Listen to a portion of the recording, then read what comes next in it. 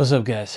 Ty here. This video is the 6 books that changed my paradigm or my understanding with what I could get out of science fiction or fantasy. Number 6 on the list, I'm going to start with 20,000 Leagues Under the Sea. Okay, this book was one of the earlier science fiction, or I guess this probably falls more under the science fiction, but I remember in like 5th, 6th grade we had the Great Illustrated Classics. And I read all of those, but my two favorite of those that I can vividly remember were War of the Worlds by H.G. Wells and 20,000 Leagues Under the Sea by Jules Verne. And I would say 20,000 Leagues Under the Sea was my favorite of those.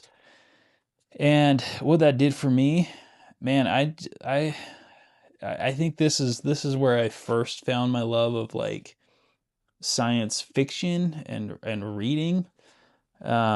Because it's really like the ocean is terrifying. The ocean is massive, and this book was written in like the 1800s, I believe, published in 1870. That is crazy. But Captain Nemo, he's like this dude who's out. I read it again fairly recently, but Captain Nemo he's kind of like Howard Rourke in a lot of ways. He's just extremely competent, and he doesn't believe. He's just very much like an individualist and doesn't align with anyone really. And that's to his own demise in a lot of ways, but it's really interesting. Ned Land like he's like the normal dude, I feel like, who doesn't want to be there. He's a prisoner. Anyway, the Nautilus, the adventures on the ocean floor, and just there was very much a sense of mystery in this book that I really enjoyed. 20,000 Leagues Under the Sea, awesome. This is one of the first books that I loved, that I read and thought like, man, there's some bigger ideas there. As a kid, I liked like the like this giant squid. I loved the Nautilus. I found it so interesting. And later there was that movie, which was probably a terrible movie, but you know how you have like what the hell are they called? Guilty pleasure. It's one of my guilty pleasures. The League of Extraordinary Gentlemen with Sean Connery. I really liked that movie. I haven't seen it in quite some time, but I really liked it. I really liked it when it came out. I thought it was interesting. That and Van Helsing, I really liked both of those. I thought they were cool. So, 20,000 Leagues Under the Sea. If you've not read it, I would highly recommend reading this one. It's written in 1870. This book is badass. So cool. Captain Nemo is cool. Nautilus is cool. Super recommend. Number 5 is Dune. Okay, this book was recommended to me by a coworker of my dad's, and he sold it to me as if it was, I've kind of talked about this before, but going to be the most action-packed like science fiction novel that I've ever read. And you know, giant sandworms and these huge space battles, and I understand it. I've read it. I just read Dune Messiah. I've read it multiple times. This book is not for me. Like, this is one of the greatest science fiction novels ever read or written. It is. I agree. I think it's important and fruitful. The religious. There's a lot of cool things in here. Is it the most like gripping and exciting book to read? No, it's not. Do I think it could be better if like it was done again with a lot of the same ideas? Yeah, I do. Like, Dune is not my favorite. I recently reread it. I read Dune Messiah. That book was even worse. The original Dune, though, interesting, a lot of great concepts, but not really for me. This was the first time I read like a book that everyone like that was so well acclaimed and just didn't really like align with it, or I was just like, man, this is what all the hubbub's about. Sure, I guess. Anyway, number 5, Dune. Number 4, I don't have, but it is I'm just going to throw it together, the Belgariad and the Malorian. But it was a recommendation from a friend. I don't know if he'd actually read it all because it is a very long series. And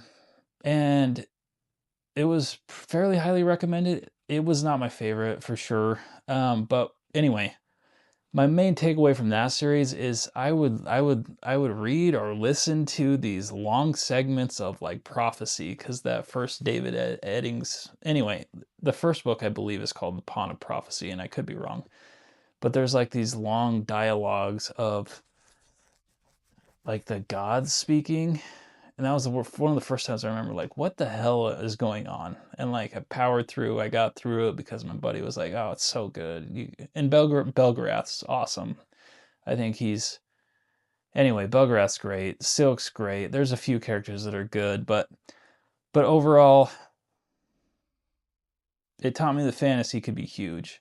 That there could be prophecy and like tie all this stuff together, and really kind of changed my scope on what fantasy or epic fantasy could be or could look like, or even once again what people considered good. And in my mind it was like, this is fine, especially the ending. Like, anyway, I wouldn't really recommend the Belgariad or the Malorian. I know they were written a while ago too, but they're definitely not, like, I don't know, I feel like there's better stuff out there. That was number 4, the Belgariad. Number 3 is 1984, or I'm gonna put this in the same spot, A Brave New World. 1984 is terrifying and scary, and A Brave New World is almost scarier in a lot of ways because it's done through, like, the way that they maintain control is through comfort and pleasure. And I remember, like, I don't know. I remember reading though. I very actually vividly remember reading those. I was working at the high school, and anyway, just the way they made me feel. Like, there's a coldness, especially in 1984, that I don't really remember with a lot of other books. But that one really changed the way that I felt about, being just a cog in the machine.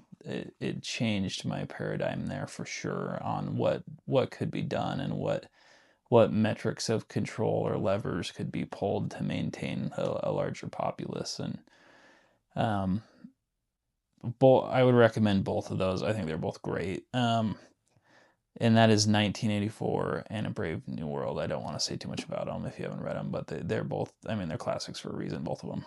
So, number 2, and kind of the opposite hand of 1984 and Brave New World, is The Hitchhiker's Guide to the Galaxy. I loved those books. I feel like I have a better memory of certain parts of them than I do the overall story because they feel like comical and like a joke, and that was my takeaway from them, is like, not all science fiction and fantasy has to be serious. Like, a lot of it can just be about the joke. And I love those books. I watched the movie. I don't feel like the movie does it justice. The book,